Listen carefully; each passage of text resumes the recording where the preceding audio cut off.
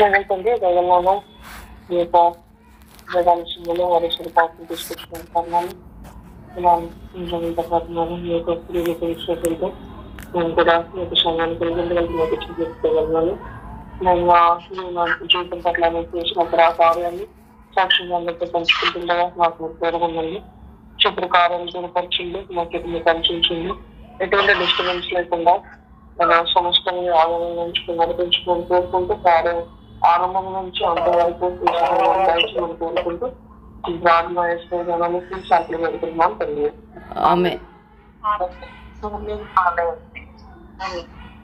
అందరం ఒక 3 versus Bible నుంచి ఒకటి చూసుకున్నాము. ప్రకటన 3:16. నీవు వెచ్చగానైనను చల్లగానైనను ఉండక నులువెచ్చగా ఉన్నావు గనుక నేను నిన్ను నా నోట నుండి ఉమ్మివేయ నిర్దేశించుచున్నాను. ఈ ప్రకటనలో 3:16 అనేది నేను రక్షింపబడిన కారణంలో వచనం అది. ఎందుకంటే చాలా మందికి నేను చాలా మంది అయితే 1:1-9 చాలా మంది చెప్తారు. కానీ ఈ వచనం నాకు ఎందుకు తాగిందంటే చిన్నప్పటి నుంచి కూడా నేను మందిరానికి చాలా నమ్మకంగా వెళ్ళేవాడిని. మందిరానికి అన్నిటికన్నా ముందుకు వెళ్ళిపోయి మందిరంలో వర్క్ చేయాలని చేసేవాడిని. కానీ ప్యారలల్ గా నా స్కూల్ డేస్ వీక్ డేస్ వచ్చేసరికి పాపంలోనే ఉండేవాడిని. పాపం అంటే ఏదో పెద్ద పెద్ద పాపం కాదు, ఆధ్యాత్మికంగా పాపం కదా. ఆ విధంగా చూసుకుంటే స్కూల్లో నేను అబద్ధం చెప్పడము, దొంగతనం చేయడము, చిన్న చిన్నదే సరదా చేసేవి, ఒకరిని ఎక్కిరించి ఎగతాళిగా మాట్లాడడము, ఇవన్నీ చేసేవాడిని. అయితే ఒకసారి ఫ్యామిలీ పేరులో కూర్చొని వాక్యం చదువుతుండగా ప్రభు చాలా గట్టిగా మాట్లాడాడు. ఈ వచనం ద్వారా నేను రక్షింపబడ్డాను. సంపూర్ణంగా దేవుడికి లోబడి మా పాప జీవితాన్ని వదిలేశాను ఆ వచనం తర్వాత నుంచి. అయితే సరే, ఈ సాక్ష్యం ఏంటంటే ఇది ఎప్పుడు జరిగిందంటే నా ఇంజనీరింగ్ లో నా సెమిస్టర్ ఎగ్జామ్స్ అప్పుడు జరిగిన విషయం ఇది. అయితే సాటర్డే ఎగ్జామ్ జరిగింది, సండే గ్యాప్ ఉంది, మండే ఎగ్జామ్ ఉంది. సో 12ంటికి ఎగ్జామ్ అయిపోయింది. 1ంటికి వచ్చాను. 1 నుంచి 2 దాకా తిని నాతో పాటు నా ఫ్రెండ్స్ కూడా ఉన్నారు. ఒకడు నా రూమ్మేట్ తరుణ్ అనేసి, ఇంకోటి నా క్లాస్మేట్ దీపక్ అని. ముగ్గురం కలిసి ఇంటికి వచ్చి పడుకున్నాం 2 నుంచి 4 దాకా. అయితే 4ంటికి లేచి 4 నుంచి 11 దాకా నమ్మకంగా చదువుకున్నాం. అంటే మధ్యలో ఆడుకోవడము, కొంచెం రిలాక్స్ అవడం అవన్నీ ఎక్స్క్లూజ్ చేస్తే 11 దాకా నమ్మకంగా చదువుకొని 11ంటికి పడుకున్నాను నేను. అయితే మా ఫ్రెండ్ దీపక్ నా ఇంటి దగ్గరలో ఉంటాడు కాబట్టి ఇంటికి వెళ్ళిపోయాడు. పొద్దునయింది. అయితే ఈ సాటర్డే ఏమైందంటే సండేకి చర్చ్ ప్రిపేర్ చేయాలి కదా. నేను వైజాగ్ లో ఉంటే నమ్మకంగా చర్చికి వెళ్ళి అన్ని పనులు నేను నా ఫ్రెండ్ ఇద్దరం కలిసి చర్చ్ అంతా క్లీన్ చేసి మ్యాట్స్ వేసి అంటే మైక్స్ అని అరేంజ్ చేసి అలాగా ఆ టైము చర్చిలో గడిపేవాడిని 6 నుండి 8, 8:30 దాకా. సో మొత్తం చర్చిలో పని చేసుకొని ఇంటికి వచ్చి మళ్ళీ 11 దాకా చదువుకొని 8:30, 9 అవుతుందేమో, 9 నుంచి 11 దాకా చదువుకొని పడుకోవడం జరిగింది. తర్వాత పొద్దునే లేచి మళ్ళీ చర్చికి వెళ్ళాలి. అన్ని మళ్ళీ ఒకసారి రీచెక్ చేసుకొని అన్ని సౌండ్ చెక్ చేసుకొని అంకుల్ వాళ్ళు వస్తూ కూర్చొని ప్రార్థన చేసుకొని ప్రారంభం స్టార్ట్ అయ్యింది. సరే, చర్చ్ అంతా అయిపోయింది 1కి. రేపేమో ఎగ్జామ్ ఉంది నాకు. ఆ సబ్జెక్ట్ ఎలాంటి సబ్జెక్ట్ అంటే డిఎస్పి, డిజిటల్ సిగ్నల్ ప్రాసెసింగ్ అనే సబ్జెక్ట్ అది. మాకు సెమిస్టర్ లో ఒకే ఒక క్లాస్ జరిగింది. ఆ క్లాస్ 1 గంట జరిగింది. గంటలో సిలబస్ అయిపోయింది అంతే. ప్రొఫెసర్ ఏ రోజు మా క్లాస్కి రాలేదు. జూనియర్ ని పంపించేవాడు, అక్కడ ఉన్న పిహెచ్డి స్కాలర్ ని. అతను వచ్చాడు, 1 గంట సేపు చెప్పేశాడు, అయిపోయింది. సిలబస్ అంతా అయిపోయింది. చాలా కష్టమైన సబ్జెక్ట్. అతను పూర్తిగా ఏమీ తెలియదు. అయినా సరే నమ్మకంగా దేవుడు మందిరంలో కూర్చొని అన్ని పనులు చేశాను. యూత్ మీటింగ్ అటెండ్ అయ్యాను. తర్వాత మందిరం అంతా క్లీన్ చేసుకున్నాము, నేను నాతో పాటు సహోదరులు అందరూ. తర్వాత సువార్తకి వెళ్ళేటప్పుడు అందరినీ సువార్త వ్యాన్ లో అన్ని ఆర్గనైజ్ చేసి నన్ను కూడా రమ్మన్నారు. కానీ ఎగ్జామ్ ఉన్న కారణంగా నేను రాలేనన్నా, మీరు వెళ్ళండి అని చెప్పి నేను ఇంటికి వెళ్ళి చదువుకొని స్టార్ట్ అయ్యాను. ఈ లోపు నేను మార్నింగ్ 8 o'clock ఇల్లు వదిలి చర్చికి వెళ్ళాక 9-9:30కి మా ఫ్రెండ్ దీపక్ వచ్చి కూర్చొని చదువుకున్నాడు. దీపక్ ఏంటంటే అతను కూడా క్రిస్టియనే, కానీ నమ్మకంగా చర్చికి అయితే వెళ్ళేవాడు కాదు. నామకార్థ క్రైస్తవం ఉండేవాడు, క్రిస్టియన్ అని చెప్పేవాడు, ఎక్కువ విశ్వాసం ఉండేది కాదు. సరే వచ్చి పూర్తిగా చదువుకున్న నాతో పాటు నేను సాయంత్రం 5ంటికి వచ్చాను. ఒక గంట సేపు రెస్ట్ తీసుకొని 6 నుంచి 11 దాకా చదివాను. మళ్ళా నాతో పాటు అందరూ కూర్చొని చదువుకున్నారు. అలాగే మార్నింగ్ 4 to 7 చదువుకున్నాను. సరే నమ్మకంగా నేను చదువుకున్నాను. దేవుడి మందిరంలో ఎగ్గొట్టకుండా దేవుడి పని ఏది చేయకుండా, అంటే నా నేను అవసరం ఉన్న పనులన్నీ చేశాను. వచ్చాను, ఇంకా ఎగ్జామ్ హాల్ టైం అయింది. ఎగ్జామ్ హాల్లోకి వెళ్ళిపోయాను. నాకు ఏమీ రాదు, చాలా చాలా చాలా చాలా కొంచెం వచ్చు ఆ బ్యాచ్ సిలబస్ లో. అయితే ఏమైంది, ఎగ్జామ్ పేపర్ ఇస్తుండగా మా హెచ్ఓడి, ఆ సబ్జెక్ట్ కి మా హెచ్ఓడి అన్నమాట, హెడ్ ఆఫ్ ది డిపార్ట్మెంట్, అతను తన స్కాలర్ పంపించి ఇన్విజిలేటర్స్ అన్నాడు, సార్ వదిలేయండి సార్, అందరూ వాళ్ళు స్లిప్స్ కోర్స్ తెచ్చుకుంటారు, చూసి రాసుకోమనండి, హెచ్ఓడి గారు చెప్పారు, ఆయన సబ్జెక్ట్ చెప్పలేదంట అంటే ఇన్విజిలేటర్ కూడా వదిలేసారు అందరు ఫోన్ లో ఓపెన్ చేసుకొని నాయిస్ రాకుండా ఎవరికి కనిపించకుండా రాసుకోండి, నేనేం అనుకోము అన్నారు. అందరు తీశారు, ప్రారంభించారు. నాకు పేపర్ వచ్చింది.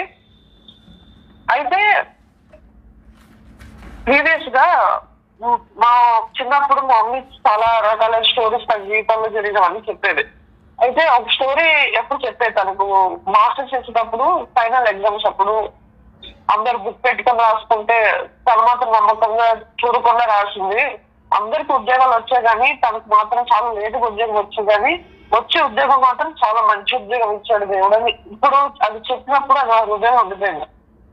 నేను ఎప్పుడు చూసి రాయలేదు, అందరూ చూసి రాయమన్నా సరే అంత మైండ్ లో ఉండిపోయింది. అండ్ అదే మొదటి 3-4 ఆజ్ఞకమే పాపము అని ఉన్నది మాత్రం అలా ఉండిపోయాం. అంటే ఆజ్ఞ ఏదైనా సరే, ఏదో బైబిల్లో ఉన్న ఆజ్ఞ అన్నా, లేదా నీ ఇన్స్టిట్యూట్స్, నీ యూనివర్సిటీస్, ఎన్ని ట్రస్ట్ అండ్ సొసైటీ బిల్డ్ చేసిన లాస్ ఏది బ్రేక్ చేసినా ఇచ్చేస్తుంది, అది పాపము. నేను పాపం చేయకూడదు, చూసి రాయాలి. పేపర్ తీసుకున్నాను, ప్రార్థన చేసుకున్నాను, ప్రభా నేను అంత కష్టపడ్డా, నేను మీ మందిరంలో పనిచేశాను, టైం దొరకలేదు చదవడానికి. మా మిత్రులు అందరూ చదువుకున్నారు, ఇప్పుడు చూస్తే అందరూ చూసి రాస్తున్నారు, నేను చూసి రాయను. ఎందుకంటే నా జీవితంలో నాకు ఊహ ఉన్నప్పటి నుంచి ఏ రోజు ఒక పేపర్లో చూసి రాయటం కానీ, ఒకరి దగ్గర స్లిప్పులు పెట్టడం కానీ, ఏదో దొంగదొంగ చేతిలో రాసుకొని కాళ్ళ మీద రాసుకొని దాన్ని చూసి రాసేయడం కానీ ఏ రోజు చేయలేదు. నాకు ఆ టైంలో దేవుడు సహాయం చేస్తాను నమ్మకంగా వెళ్ళి అన్ని ఎగ్జామ్స్ రాసేవాడు, అన్నిట్లో బ్రహ్మాండమైన మంచిగా మార్కులు వచ్చేవి నా ప్రయత్నాన్ని బట్టి. ఇప్పుడు ఈ ఎగ్జామ్ లో ఒక 3 months చెప్పే సిలబస్ గంటలో చెప్పేశాడు. నాకేమో రాదు. బయట ఈవెన్ ఆన్లైన్ లో కూడా యూట్యూబ్ లో వీడియోస్ దొరుకుతాయంటే చాలా తక్కువ వీడియోస్ ఉన్నాయి. సరే ఇలా కాదు, కూర్చున్నాను, ఓపెన్ చేశాను పేపర్, ఏమీ రావు నాకు. ఏమి అంటే ఏమీ రాదు. నాకు కొన్ని క్వశ్చన్స్ తెలుసు, క్వశ్చన్స్ లో ఆ క్వశ్చన్స్ రాశాను. సెమిస్టర్ ఎగ్జామ్ పేపర్ లో 32 పేపర్లు ఉంటాయి. నేను 5 పేపర్లు నింపాను, 5 పేపర్లు. ఫస్ట్ పేజ్ హాఫ్ ఉంటది, హాఫ్ మిగతా 4 పేపర్లు అంతే. నాకు అంతే వచ్చు. నేను ఇంకొన్ని అడగనని ఆపేసి అరగంటలో ఎగ్జామ్ అయిపోయింది. 3 గంటల్లో అరగంటలో ఎగ్జామ్ అయిపోయింది. పెన్ను పక్కన పెట్టి ఆలోచిస్తాను, ఇంకేం దొరుకుతుందా, దేవుడు సహాయం చేస్తారా, ఇంకేం రాయొచ్చా. చూసాను. నా పక్కనే ఇంకో ఫ్రెండ్ ఉన్నాడు, క్లాస్మేట్. వాడు నన్ను చూసి స్లిప్లన్నీ వాళ్ళ దగ్గర ఉన్న వాడు రాసుకున్న స్లిప్లన్నీ ఒక కట్ట కింద పెట్టి అదే కనీసం రాసుకోరా అన్నాడు. వెనక నుంచి సార్ కూడా వచ్చాడు. నేను తీసుకున్నా, నాకు వద్దురా, అవసరం లేదా అన్నాడు.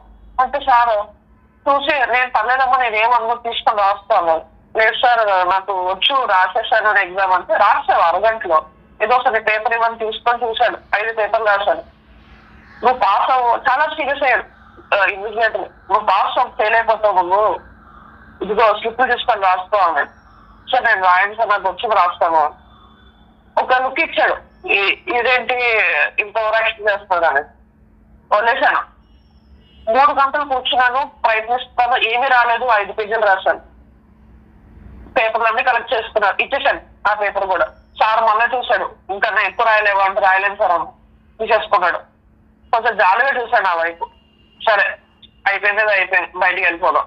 బయటికి వెళ్ళగానే ఫ్రెండ్స్ అందరూ చెప్తారు, అరే ఫుల్గా నేను ఒక 20 పేజీలు నింపేశాను. అదే మొత్తం బుక్లెట్ అయిపోయింది కదా, 22 పేజీలు. యావరేజ్ గా మనిషి 19 నుంచి 22 పేజీల దాకా ఈజీగా నింపింటాడు, ఈజీగా నింపేసింటాడు పేపర్ని. చూసాయమన్నాడు 3 గంటల్లో రాశాడని అందరూ రాస్తారు. క్లాస్ 66 మంది ఉన్నారు, 67 మంది 67 మంది ఉన్నారు. 67 మంది చూసేసి నేను ఒప్పుకుంటా. సరే ఇంటికి వచ్చాను, చాలా బాధ వేస్తుంది. దీపక్ అన్నాడు, నాతో పాటు చదివాడు కదా దీపక్ అన్నాడు, అదే చూసాల్సింది కదరా లేదరా, నేను 5 పేజీలు రాశాను చాలా, నేను 22 పేజీలు రాశాను అన్నాడు. నాకు బాగా గుర్తు 22 పేజీలు రాశాడు అన్నా.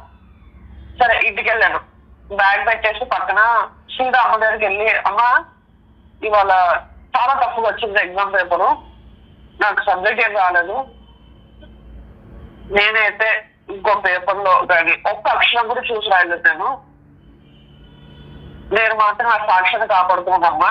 ఇంకా దేవుడు తన తారంతం చేస్తాడు, నేను పాస్ అవ్వాలా ఫెయిల్ అవ్వాలా దేవుడు ఇష్టం. ఎందుకంటే ఈ ఎగ్జామ్ చాలా క్రూషియల్. ఎందుకంటే ఈ ఎగ్జామ్ లో ఫెయిల్ అయ్యానంటే నెక్స్ట్ వచ్చే క్యాంపస్ ఇంటర్వ్యూస్ లో కానీ సెలక్షన్స్ లో కానీ నేను కూర్చోడం కుదరదు, బ్యాక్లాగ్ ఉంటుంది.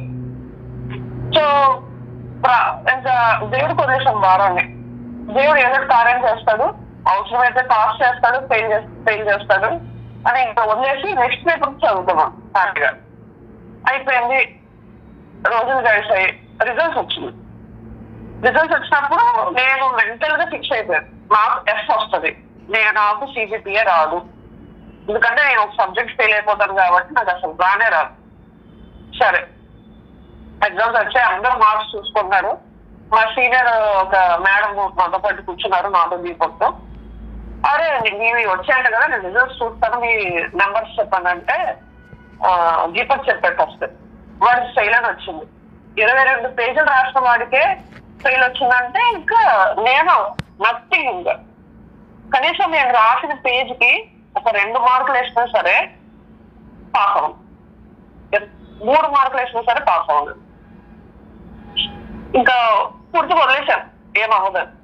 సరే మా సీనియర్ మేడం ఓపెన్ చేసి నా నెంబర్ కొట్టగానే, అరే నీకు 6.4 CGPA వచ్చిందిరా.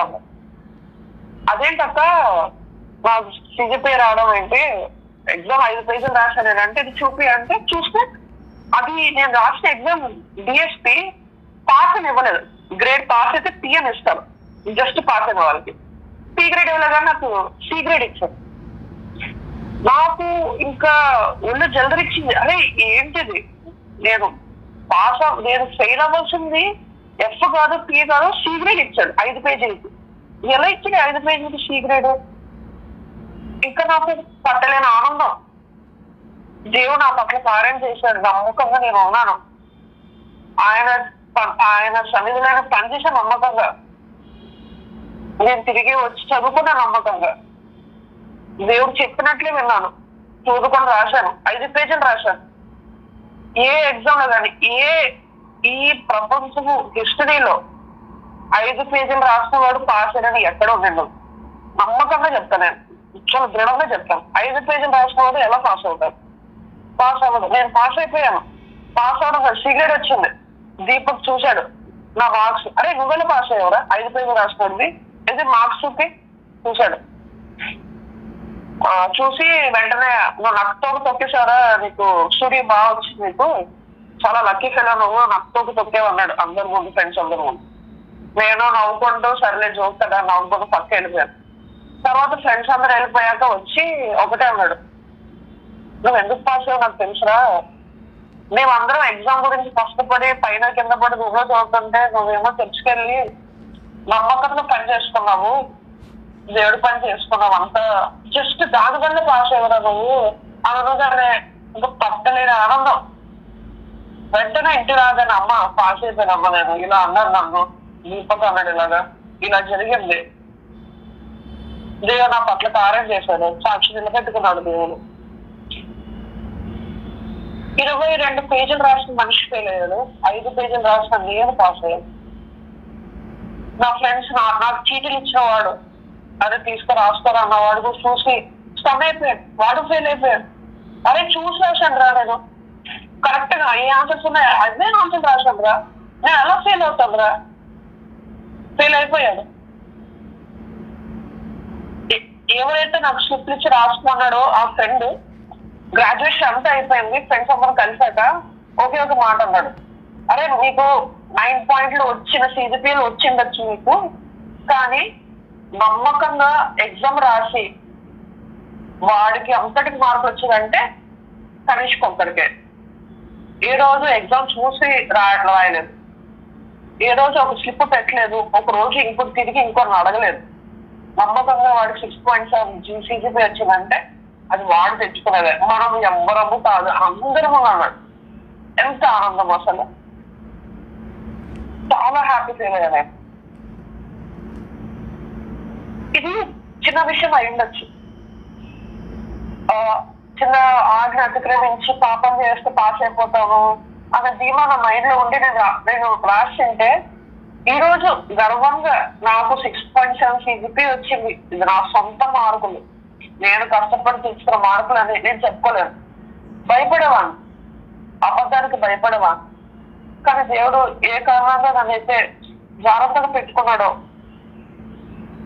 జాగ్రత్త కాపాడుకున్నాడు నన్ను, ఆ విశ్వాసమే ఈరోజు ఆ మార్కులు నాకు ఇచ్చింది. ఈరోజు నాకు ఏ బ్యాక్లాగ్స్ లేకుండా చేసింది. నా ఇంజనీరింగ్ అన్నిట్లో 2 బ్యాక్లాగ్స్ ఉన్నాయి. అది ఫస్ట్ ఇయర్ లో నాకు పొగరు ఎక్కువ అయ్యి వదులుకున్న 2 సబ్జెక్టులు పోయాయి తప్ప ఏ రోజు కూడా ఒక సబ్జెక్ట్ పోలేదు నాకు. కొన్ని సబ్జెక్ట్స్ కి అయితే దేవుడు నాకు జ్ఞానం ఇచ్చాడు. ఎగ్జామ్ హాల్లో కూర్చున్నాను, డెరివేషన్స్ చేసుకుంటూ వెళ్ళిపోయాను. అది ఎలా వచ్చిన జ్ఞానం నాకు తెలియదు. ఎగ్జామ్ పాస్ అయిపోయాను. ఇలా ఒకటి కాదు, 3 అడుగులు ఉన్నాయి నా జీవితంలో. ఆయన మందిరంలో గడుపుట అంత శ్రేష్టము. చాలా మంది అంకుల్ వాళ్ళవి, పెద్ద పెద్ద సేవకుల వాళ్ళవి విన్నాను నేను. వాళ్ళు మందిరంలో పనిచేసిన ఎగ్జామ్ 10th క్లాస్ పాస్ అయిపోవడం, ఇవన్నీ నిజంగా దేవుడు తన మందిరాల్లోకి వెళ్ళి పనిచేసే వాళ్ళకి నిజంగా చాలా సహాయం చేస్తాడు. మందిరానికి వస్తున్నారా అని అడిగే బదులు మేబీ మీరు మందిరాన్ని ప్రేమిస్తున్నారా అని అడిగితే కరెక్ట్ గా ఉంటుందేమో. అది మందిరానికి వచ్చిపోయి పనిచేసి నేను నా చిన్నప్పటి నుంచి ఇప్పుడు దాకా మందిరంలో పనిచేసే వాళ్ళు చాలా మంది చూశాను. కొంతమంది వస్తారు మామగారు దొంగ మందిరంలో పని చేయాలనేసి చేసి పక్కన పెట్టి బయటకు వెళ్ళిపోతాం, అక్కడికి వెళ్ళిపోతాం, తిందాం, అక్కడ తిరగదు ఇక్కడ తిరగదు అని ఫ్రెండ్స్ కలిసి బయటకు వెళ్ళిపోతారు. చాలా తప్పది. నువ్వు ఏ పర్పస్ లో మందిరానికి వచ్చావో ఆ పర్పస్ నువ్వు తీర్చుకోవాలి. వెళ్ళి మందిరంలో గడపాలి, మందిరాన్ని ప్రేమించాలి. నేను చిన్నగా ఉన్నప్పుడు వైజాగ్ లో ఉన్నప్పుడు మందిరానికి వెళ్తే ఇంట్లో వాళ్ళు కాల్ చేసేవాళ్ళు, మమ్మీ డాడీ వాళ్ళు, అరే ఇంకెంతసేపు రా, ఎప్పుడు వస్తారు ఇంకా ఇంటికి, ఇంకా ఎంత లేటా, పొద్దుగా వెళ్ళాడు, రాత్రి అయ్యింది, ఏం తిన్నాడు, ఇంట్లో కాల్ చేస్తారు. డాడీ వచ్చేదాకా మేము మందిరం నుంచి కదలం. నాన్న వచ్చి భయపెడితే అప్పుడు మందిరం నుంచి ఇంటికి వెళ్ళేవాళ్ళం. మందిరం అంటే అనిపిస్తుంది, అక్కడ పని చేయాలి.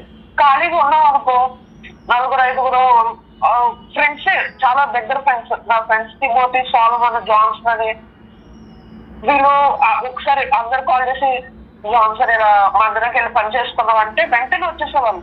వెంటనే కూర్చొని మందిరం చేపలు కుట్టడము, మందిరం అంతా సరదాగా క్లీన్ చేయటము, ఆ ర్యాక్ లో ఉన్న వైర్లన్నీ చుట్టడము, దులపటము, ఇన్స్ట్రుమెంట్స్ అన్ని క్లీన్ చేయటము, సరదాగా. కొన్నిసార్లు మందిరంలో పడుకుని పోయేవాళ్ళం, బుక్స్ తెచ్చుకొని చదువుకునే వాళ్ళం మందిరంలో.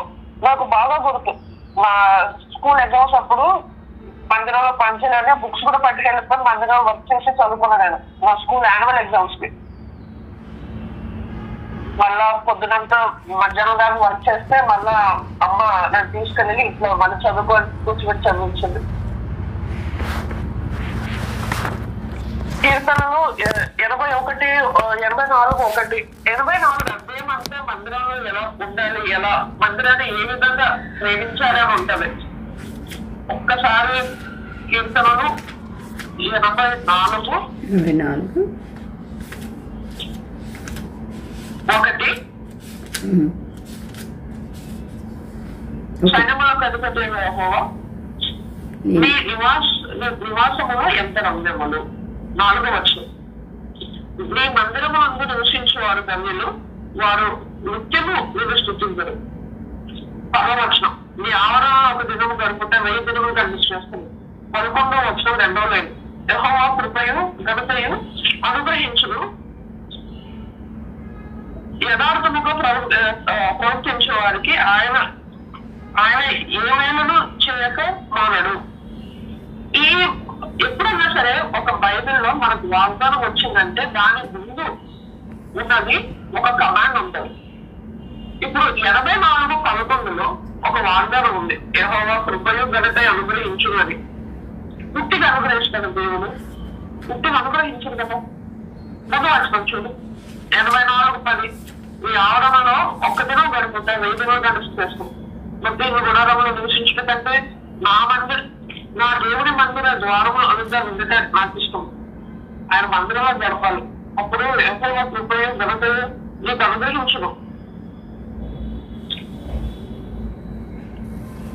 మందిరంలో పనిచేయటం కాదు, మందిరానికి వెళ్ళి ప్రార్థన చేసుకోవడం కాదు, మందిరాన్ని ప్రేమించాలి. ఇలాగా మందిరాన్ని ప్రేమించడం వల్ల జీవితంలో చాలా చాలా కార్యాలు అయ్యాయి. నేను చాలా మ్యూజికల్ ఇన్స్ట్రుమెంట్స్ చాలా ప్లే చేయగలను, కానీ ఏ రోజు కూడా ఒకరి దగ్గరికి వెళ్ళి ట్రైనింగ్ తీసుకోలేదు. మందిరంలో కూర్చున్నాను, ఆ ఇన్స్ట్రుమెంట్ ముందు ఉంది, కొట్టడం స్టార్ట్ చేశాను. ఈ రోజుకి ఏ ఇన్స్ట్రుమెంట్ చూపించినా ఆ ఇన్స్ట్రుమెంట్ నేర్చుకోగలను. ఇప్పుడు ఒక గంటలో కూర్చొని ఆ ఇన్స్ట్రుమెంట్ నేర్చుకొని ప్లే చేయగలను. ఇది అలాంటి జీవనాన్ని ఇచ్చారు, తలాంతలు ఇచ్చారు. ఒకటి కాదు, జ్ఞానం. నేను ఆ ఎగ్జామినేషన్స్ లో నా పక్కన కూర్చొని senior science paper, maths paper, social studies, English ఏ సబ్జెక్ట్ నా సబ్జెక్ట్ ఆ సీనియర్స్ కి నేను ఆన్సర్ చేసేవాడు. అటువంటి జ్ఞానం ఇచ్చారు. కేవలం మందిరాన్ని ప్రేమించుతాం. మరి మత్తయి 13 మనం చదువుకున్నాం. ఆరోగ్యంగా పర్వతం కొని ఉన్నది, అది తెరగా అన్నిటికంటే కూరగాయలు చెట్ల కన్నా అన్నిటికన్నా పక్షులు ఆదరించుకుంటాం. తర్వాత ఆరోగ్యించేంత విశ్వాసం. చూడండి, అందరూ మా 5 పేపర్లు రాసి ఎవరైనా ఎక్స్పెక్ట్ చేస్తారు పాస్ అవ్వడం. నేను నమ్మాను, నా దేవుడు కార్యం చేస్తాడు, ఏమీ కాదు. దానికి తోడు నాకు మా మామయ్య అంటే భయం. నాకు నా ఇంజనీరింగ్ అకాడమిక్ ఇయర్స్ లో మా మామయ్య ఎప్పుడు తిట్టేవాడు. మాకు ఒక ఫెయిల్ అయితే తిడతాను భయం. నేను ఆ రోజు భయపడలేదు, వదిలేశాను. ఎలా రాసాను అంటే 5 పేజీలు రాస్తుంటే చాలా సీరియస్ గా చూసి వెళ్ళిపోయాడు, ఏం మాట్లాడలేదు. ఎగ్జామ్స్ రిజల్ట్స్ వచ్చేప్పుడు చెప్పాలని చాలా ఆనందపడ్డాను. నిజంగా దేవునికి సాయం చేశాడు రావుగా. దేవుడు సాక్షిని కాపాడుకుంటూ వచ్చాడు. ఆ చిన్న ఆరోగ్యంత విశ్వాసం సరిపోతుంది. నువ్వు సకల పక్షులకు నివాసకరంగా ఉంటావు. చూద్దాం, ఒకసారి మరోసారి వచ్చిన ఉంటాము. 13:31-32 అది ఉత్తర వల్లన్నిటిలో చిన్నదిగాను పెరుగునప్పుడు పూర్వ మొక్కలన్నింటిలో పెద్దదై ఆకాశ పక్షులు వచ్చి దాని కొమ్మల నుండి నివసించినంత చెట్టములు. అంటే చిన్నది చేసినా సరే అది కొన్ని రోజుల తర్వాత పెద్దదయ్యాక నువ్వు వేరే వాళ్ళకి కూడా ఆదరణ కానీ వాళ్ళకి సహాయం చేయడం కానీ నీ యొక్క టెస్ట్ మనీని వేరే వాళ్ళకి చూపించి కానీ వాళ్ళని ఆదరించచ్చు, బలపరచచ్చు. అది ఇలాగ చెప్పుకుంటూ పోతే చాలా చాలా థింగ్స్ ఉన్నాయి. నేను ఎక్కువగా సమయం తీసుకోవాలనుకోవట్లేదు. ఈ చిన్న టెస్ట్ మనీ ఈరోజు అందరి ముందు పెట్టాలని కోరుకున్నాను. ఈ టెస్ట్ మనీ చెప్పమని దేవుడు నాకు చెప్పాడు. నువ్వు వెళ్ళి నా గురించి నీ పట్ల నేను చేసిన కార్యాల గురించి వెళ్ళి ప్రజలకు చెప్పు, అని దేవుడు చెప్పినప్పుడు సరే ప్రభు చెప్తాను అనుకున్నాను. సరే అమ్మ ఇలాగా నేను సాక్ష్యం చెప్పాలనుకుంటున్నాను అంటే అమ్మ ఉంది ఫోర్స్ చేసింది. ఫోర్స్ అంటే ఫోర్స్ కాదు కానీ ఇలాగా ఎంబాయ్స్ మార్నింగ్ 5:30 ఉంటది, రేస్ చెప్పు రోజు అని చెప్తుంది. ఓ రోజు బలిగిన కారణంగా లేలేకపోయాను, అమ్మ పడుకుని పోయాను అంటే సరే ఎప్పుడు చెప్తావా అమ్మ ఇలా ఇంటికి వచ్చాక చెప్తాను అని చెప్పాను. ఇంటికి వెళ్ళాను. 5:30కి ఎంబాయ్స్ అయితే నేను 4:30కి లేచాను. 4:30కి లేచి మోకరించి ప్రార్థన చేస్తాను. ప్రభు ఏం మాట్లాడాలి, నాకు ఏం చెప్పాలి, మీరేం ప్రిపేర్ కూడా అవ్వలేదు, చెప్పాలని చిత్తం ఉందా లేదా అంటే లేదు, ఏం మాట్లాడలేదు. మళ్ళా పడుకున్నాను. అమ్మ వచ్చి లేపింది. అమ్మ ఇవాళ కాదమ్మా రేపు చెప్తాను. మళ్ళా నెక్స్ట్ డే వచ్చింది అమ్మ లేపింది. మళ్ళా అమ్మ ఇవాళ కూడా దేవుడు పర్మిషన్ లేనప్పుడు నేను చెప్పాలని మనసు రావట్లేదు, నేను మళ్ళా ఎప్పుడన్నా నాకు అనిపించినప్పుడు చెప్తాను. సరే నిన్న నా డైలీ వర్సెస్ లో ప్రార్థన చేసుకుంటూ అడిగాను, ప్రభు ఇట్లా ఎందుకు అలాగా ఆటంకపరుస్తున్నాము నన్ను అంటే ఆటంకపరచడం అంటే ఎందుకు నాకు అనుమతి ఇవ్వట్లేదు చెప్పమని నువ్వే నేను చెప్పాను నాకు అంటే నిన్న రోమా 10:8 వాక్యము నీ వద్దను నీ నోటను నీ హృదయంలో ఉన్నది, అది మేము ప్రకటించే విశ్వాస వాక్యమే.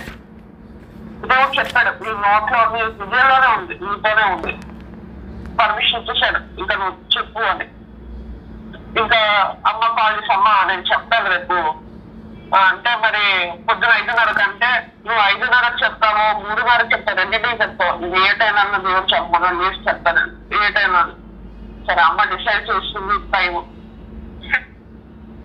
ఇంకా మనం కూడా ఇందాక మనం స్టార్ట్ చేసుకున్నప్పుడు నేను కాల్లోకి ఎంటర్ అవడానికి చాలా ఆటంకపడింది. సాతాను నిజంగా అడ్డుకున్నాడు, కానీ ప్రార్థన వల్ల మళ్ళా సాతాను ఆటంకాలు అనేది తీసేస్తుంది. ఈ సాక్ష్యం మీ దగ్గర పంచుకోవాలని ఈరోజు నిజంగా ఈ మార్నింగ్ జరిగిన ఆటంకం చూసాక నాకు అర్థమైంది. దేవుడు నిజంగా మీ అందరితో పంచుకోమని దేవుడు ఇష్టంగా చెప్పాను, నాతో క్లియర్ గా చెప్పాను అర్థమైంది. అసలు ఆ ఆటంకం నిజంగా జరిగాక నాకు పూర్తిగా నమ్మకం వచ్చింది, ఇంకా పంచుకోలేదు, ఇంకా ధైర్యం వచ్చింది నాకు. ఎందుకంటే నేను ఎప్పుడు కూడా అందరి ముందు ఎప్పుడు మాట్లాడను, చాలా సైలెంట్ గా ఉంటాను. ఒక వాక్యం పంచుకోలేదు, ఇదే నా ఫస్ట్ టైం నా వాక్యం చెప్పడం కూడా. చాలా త్వరపడతాను, భయం వేసాను. కానీ వన్స్ దేవుడు ఇలాగా అంత క్లియర్ చేశాను, పాత అంతా శుభ్రం చేశాక ఇంకా భయపడాల్సిన అవసరం కూడా లేదు. నాకు ఒకసారి ర్యాండమ్ గా యూట్యూబ్ స్క్రోల్ చేస్తున్నప్పుడు ఒక వాక్యం కనిపించింది నాకు. ఒక అమ్మాయి చెప్తుంది, జీవం గల దేవుడు విధి నడుస్తుంది, దేవుడు నీ వెనక ఉంటే నీ ఎదురుగా ఎవడొస్తాడు, వచ్చే మానవుడు ఈ భూలోకంలో ఏ రోజు ఉన్నాడా అని ఇంగ్లీష్ లో చాలా గంభీరంగా చెప్పింది. ఈ రోజు కూడా నేను అదే నమ్ముతాను. ఏ రోజైనా దేవుడు వెళ్ళమంటే ఆటంకాలు ఎన్ని వచ్చినా సరే ఇప్పుడు దేవుడు నా పక్షం మీద ఎవడు నన్ను ఆపేది. అమ్మకం వెళ్ళాను, మందిరంలో పనిచేయడానికి ఇష్టపడ్డాను. అప్పట్లో నేను చాలా నమ్మకంగా పనిచేశాను, కానీ ఇప్పుడు కొన్ని రీజన్స్ వల్ల పనిచేయలేకపోయాను. చాలా గ్యాప్ వచ్చింది మందిరంలో పనిచేయడం.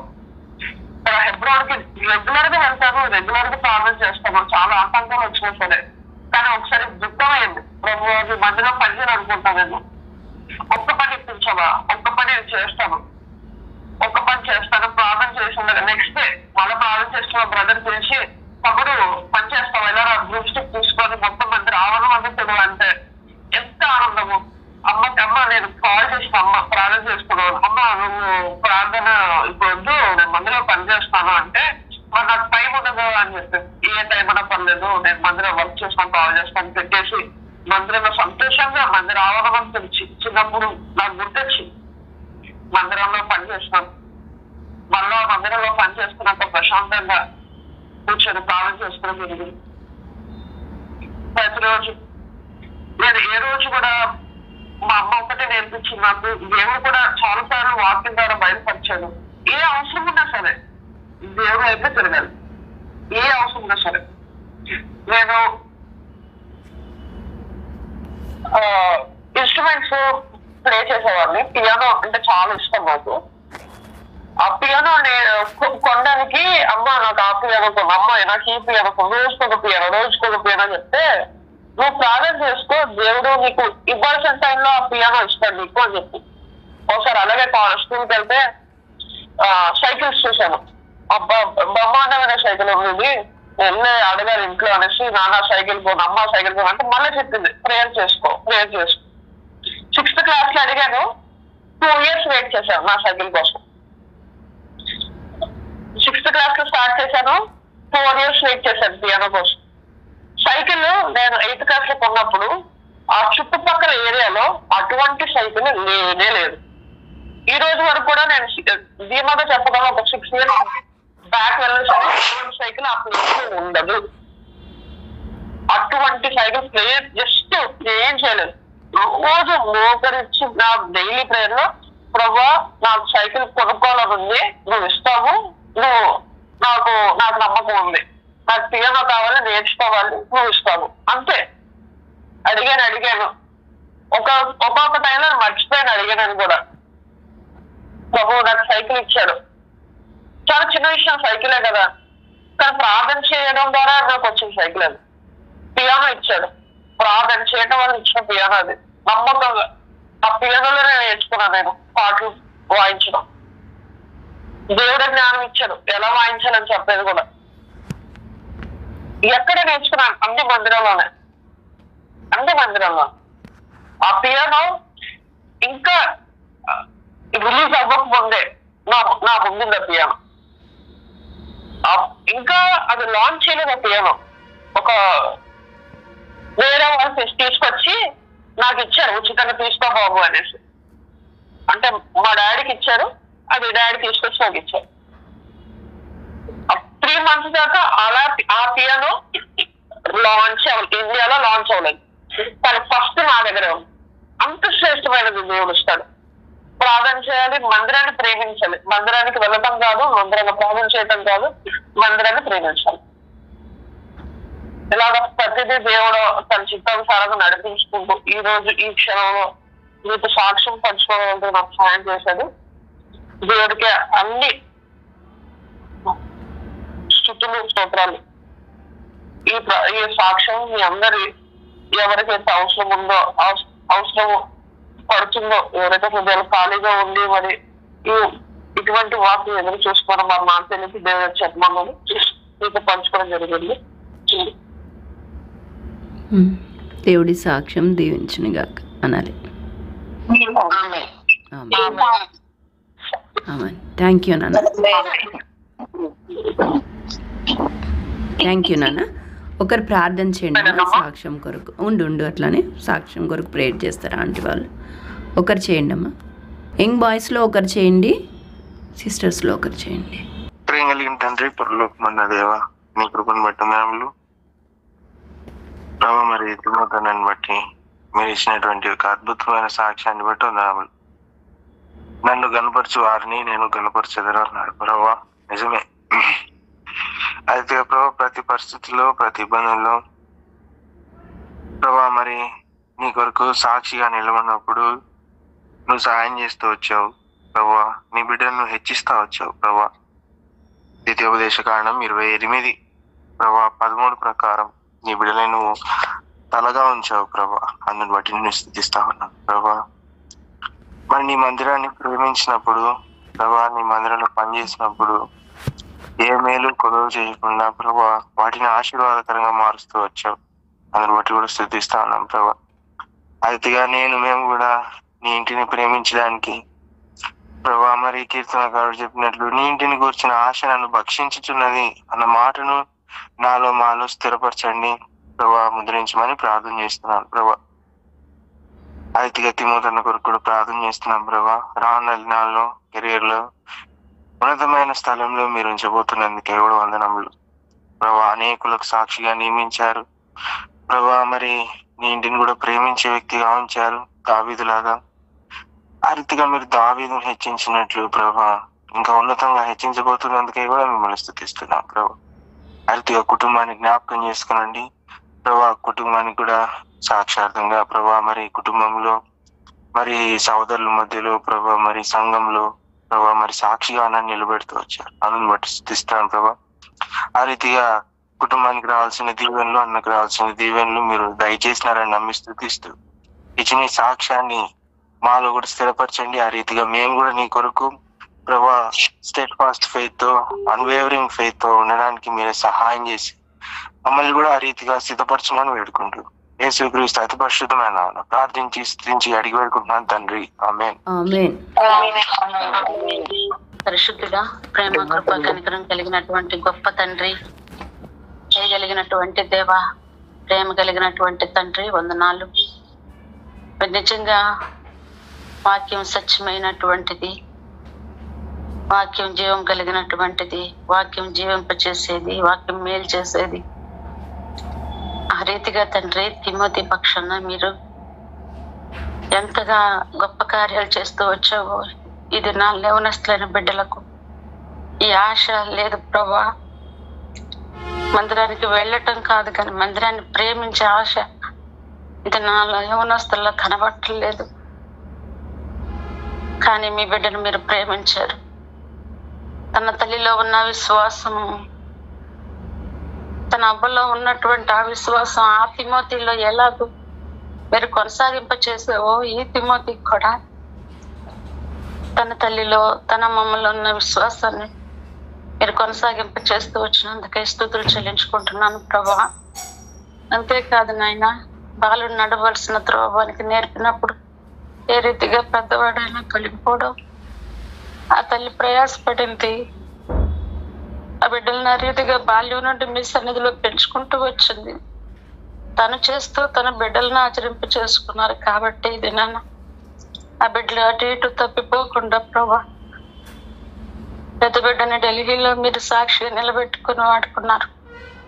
దినాన్ని తిమోతిని మా మధ్య ఉంచుతూ వచ్చారు. తన సాక్షి అనేక మంది యవనస్తులకు ప్రోత్సాహకరంగా మీరు చేస్తున్నందుకే కూడా స్తుతులు చెల్లించుకుంటున్నాను ప్రభా. తనకున్న ఆవగించంత విశ్వాసం తను ఏ రీతిగా హెచ్చింప చేస్తూ వచ్చిందో మొదట మిమ్మల్ని ఘనపరిచాడు, మీరు తను ఘనపరుస్తూ వచ్చారు తండ్రి. వందనాలు, స్తుతులు, స్తోత్రాలు. నిజమే అవకాశం వచ్చింది చూసి రాయడానికి, కానీ మీ ఆజ్ఞ అతిక్రమించలేదు ఆ బిడ్డ ప్రభా.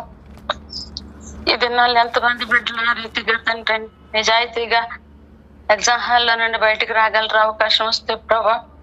మా బిడ్డలందరినీ కూడా అలాగే మీరు మా కుటుంబాల్లో ఉన్న ప్రతి యవన బిడ్డను కూడా అలాంటి నడిపింపులోనికి తండ్రి మీరు తీసుకొని రమ్మని వేడుకుంటున్నాను. మొదటగా తిమోతి పక్షాన్ని ఇంకా రానైన దినాల్లో గొప్ప గొప్ప కార్యాలు మీరు ఆ బిడ్డ కొరకు సిద్ధపరిచి ఉంచారని నమ్మి స్తుతించుతున్నాను. ఆ సాక్ష్యాన్ని స్థిరపరచండి. అంతవరకు కూడా తన తల్లి ఏ రీతిగా అనేకుల ఆత్మల కోసం ప్రయాసపడుతుందో ఆ బిడ్డలు కూడా తండ్రి ఆ రీతిగా ఆత్మల భారం కలిగినటువంటి వారిగా రానయ్యన్న దినాల్లో మీరు సిద్ధపరుస్తారని నేను నమ్మి స్తుతించుచున్నాను ప్రభా. వందనాలు. మా బిడ్డలు కూడా ఆ రీతిగా మీ మందిరాన్ని ప్రేమించే వారిగా చేయండి. వాళ్ళంతా వెళ్ళటం కాదు ప్రభా, అందరితో పాటు పరిచర్య చేయటం కాదు కానీ తండ్రి ప్రేమించేటువంటి హృదయాలు ప్రతి ఒక్కరికి నన్ను గ్రహించండి. మరి తిమోతి వాళ్ళ అన్నయ్య ఇరువురు కూడా రాయనైనటువంటి ఎగ్జామ్స్ లో మీరు తోడుగా ఉండండి. మరి మే 25న ప్రభా ఎంతో టఫెస్ట్ అన్నట్టు అంటూ ఉన్నాడు, కానీ 22 పేజీలు రాసినటువంటి వారికి లేని విజయం ప్రభా మీరు ఆ బిడ్డకి ఇచ్చారు కదా. 5 పేజీలు మీరు ఆరాధక మీరు ఆశ్చర్య అద్భుత కార్యాలు చేయగలిగిన దేవుడు అని నమ్మి స్తుతిస్తున్నాను తండ్రి. వేలాది వందనములు, స్తుతులు, స్తోత్రాలు చెల్లించుకుంటూ అందులో కూడా గొప్ప విజయం దయచేయండి.